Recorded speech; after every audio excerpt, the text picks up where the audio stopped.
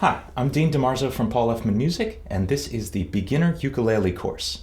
Our first lesson is how to hold the ukulele. The ukulele has two parts, the neck and the body. The neck is the thin part of the ukulele and will be held by your left hand. Keep your hand behind the neck and don't touch any of the strings yet. Your right arm will hold the body of the ukulele.